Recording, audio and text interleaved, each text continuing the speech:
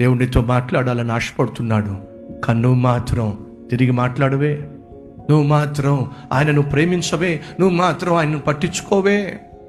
ఆయన ఎంతగా నీతో మాట్లాడినా, ఏ వాక్యాన్ని నీకు చెప్పినా, నీ జీవితాన్ని మార్చుకోమని, నీ బ్రతుకుని దిద్దుకోమని, తాను చేసిన త్యాగాన్ని అర్థం చేసుకోమని, తాను నీ కోసం సిలువలో అర్పించిన ప్రాణ త్యాగము నీ కోసమేనని, నీ జీవితాన్ని బాగు చేసుకోమని, చెడు అలవాట్లను విడిచిపెట్టమని, ఒక మంచి మనిషిగా బ్రతకమని దేవుడు ఎన్నిసార్లు నీకు చెప్పినా నువ్వు వినవే.